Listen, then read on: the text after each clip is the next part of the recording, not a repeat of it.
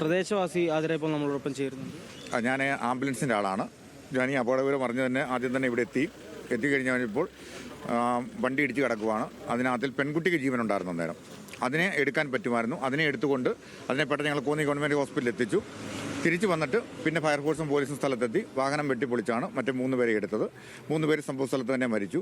പെൺകുട്ടി അവിടുന്ന് പിന്നെ പത്തനംതിട്ട സ്വകാര്യ ആശുപത്രിയിലേക്ക് കൊണ്ടുപോയി അവിടെ വെച്ച് മരണപ്പെടുകയാണ് ഉണ്ടായത്.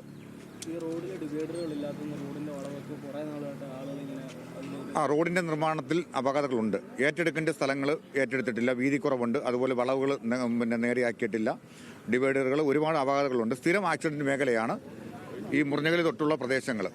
സ്ഥിരം ആക്സിഡന്റ് മേഖലയാണ്. അപകടം നടന്ന ഉടൻ തന്നെ ആംബുലൻസുമായിട്ട് ബന്ധപ്പെട്ടുകൊണ്ട് എന്നെ വിളിച്ചിരുന്നു. ഞാൻ സ്ഥലത്ത് വന്നു കഴിഞ്ഞപ്പോഴാണ് 4 പേര് വാഹനത്തിനുള്ളിൽ കൂടി കിടക്കുകയാണ്. അവർക്ക് നിസ്സാര പരിക്കുകളേ ഉള്ളൂ. ബസ്സിന് ഡ്രൈവർക്കും പരിക്കുണ്ട്. അവരുടെ പരിക്കുകൾ ഗുരുതരമല്ലായിരുന്നു. ആ സ്ഥലത്തും ആ പെൺകുട്ടിക്ക് ജീവനുണ്ടായിരുന്നു. അതിനെയാണ് ആദ്യം ഹോസ്പിറ്റലിൽ എത്തിക്കുന്നത്. മനസ്സിലാക്കാൻ പറ്റിയില്ല. ഇവരെക്കുറിച്ച് അന്നേരം യാതൊരു വിവരങ്ങളും നമുക്കില്ലായിരുന്നു. പിന്നീടാണ് അറിഞ്ഞത് ഇവർ കോന്നി സ്വദേശികളാണെന്ന് അറിഞ്ഞത്. കോന്നി സ്വദേശികളാണ്.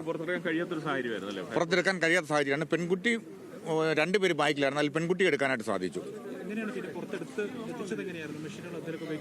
ഉപയോഗിക്കേണ്ടി വന്നു. അപ്പോൾ ആദ്യം പെൺകുട്ടി ഹോസ്പിറ്റലിൽ എത്തി ഞങ്ങൾ തിരിച്ചു വന്നപ്പോഴത്തേന് ഫയർഫോഴ്സും പോലീസും എത്തി. ഫയർഫോഴ്സിന്റെ സഹായത്തോടെയാണ് മറ്റ് 3 പേരെയും വാഹനത്തിൽ നിന്ന് എടുത്തത്. ഹൈഡ്രോളിക് മെഷീനൊക്കെ വേണ്ടി വന്നു. 3 പേരും മരണപ്പെട്ടതിനെ വാഹനത്തിൽ കുടുങ്ങിക്കിടക്കുകയായിരുന്നു. തൽക്ഷണം തന്നെ മരിച്ചു. ഈ സ്ഥിരമായി അപകടങ്ങൾ ഉണ്ടാകുന്ന മേഖല ഇതാണോ അതോ ഇവിടെ ഇതാണ് ഈ മുറിഞ്ഞകൽ തൊട്ട് ഉള്ള പ്രദേശങ്ങളാണ് സ്ഥിരമായിട്ട് അപകട മേഖലയാണ്. നിവർത്താൻ നിർമ്മാണത്തിലെ ഒരുപാട് അശാസ്ത്രീയതയുണ്ട്. കാരണം ഏറ്റെടുക്കേണ്ട സ്ഥലങ്ങൾ ഒരുപാട് ഏറ്റെടുത്തിട്ടില്ല, വളവുകൾ നികത്തിയിട്ടില്ല. റോഡിന്റെ നിർമ്മാണത്തിൽ ഒരുപാട് അശാസ്ത്രീയമായിട്ടുള്ള നിർമ്മാണമുണ്ട്. പരാതികളൊക്കെ കൊടുത്തിരുന്നു. പക്ഷെങ്കിൽ അതിനൊരു ശാശ്വതമായ പരിഹാരം ഉണ്ടായിട്ടില്ല. നിങ്ങൾ നാട്ടുകാരാണല്ലോ, ഇവിടെ ഈ മേഖലയാണോ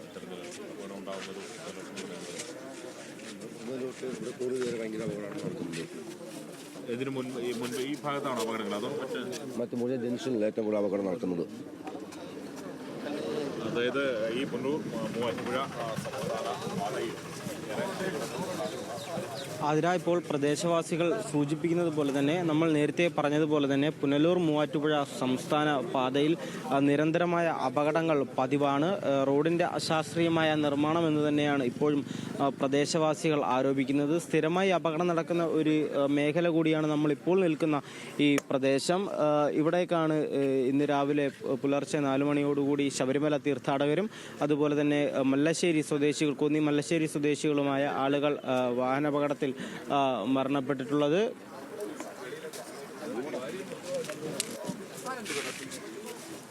ആദ്യഘട്ടത്തിൽ പോലീസ് ഉദ്യോഗസ്ഥർ അതുപോലെ തന്നെ ഫയർഫോഴ്സ് ഉദ്യോഗസ്ഥരെല്ലാം സൂചിപ്പിച്ചിരുന്നത് 2 പേർ കാറിൻ്റെ മുൻനിരയിലുണ്ടായിരുന്ന 2 പേർ തൽക്ഷണം മരിച്ചുവെന്നും അതുപോലെ തന്നെ ഒരാൾ സ്വകാര്യ ആശുപത്രിയിൽ എത്തിച്ചപ്പോഴും അതുപോലെ തന്നെ മറ്റൊരാൾ ആശുപത്രിയിലേക്ക് കൊണ്ടുപോകുന്ന യാത്രാമധ്യേ മരണപ്പെട്ടു എന്നുമായിരുന്നു പറഞ്ഞിരുന്നത്. എന്നാൽ നാട്ടുകാർ ദൃക്സാക്ഷികൾ സൂചിപ്പിക്കുന്നത് 3 പേരും കാറിലുണ്ടായിരുന്ന 3 പേർ സംഭവ സ്ഥലത്ത് വെച്ച് തന്നെ മരണപ്പെട്ടുവെന്നും അനുവിനെ ആശുപത്രിയിലേക്ക് എത്തിച്ചപ്പോഴാണ് മരണപ്പെട്ടത് എന്നുമായിരുന്നു. അനുവിൻ്റെ മൃതദേഹം പത്തനംതിട്ടയിലെ സ്വകാര്യ ആശുപത്രിയിൽ സൂക്ഷിച്ചിരിക്കുകയാണ്. അതുപോലെ തന്നെ മറ്റുള്ള 3 പേരുടെയും മൃതദേഹം കോന്നി താലൂക്ക് ആശുപത്രിയിലും സൂക്ഷിച്ചിരിക്കുന്നു. റോഡിലെ ഡിവൈഡറുകളില്ലാത്ത പ്രശ്നം, അലൈൻമെൻറ്റിലെ പ്രശ്നം, അതുപോലെ തന്നെ സ്ഥലം ഏറ്റെടുക്കുന്നതിൽ പൂർണ്ണമായും ഏറ്റെടുത്ത് നിർമ്മിക്കാത്തത്, അതുപോലെ തന്നെ വളവുകൾ നിവർത്താത്തത്, ഇതെല്ലാം തന്നെ വലിയ അപകടങ്ങൾക്ക് കാരണമാകുന്നു എന്നാണ് നാട്ടുകാർ ആരോപിക്കുന്നത്. ഇവർ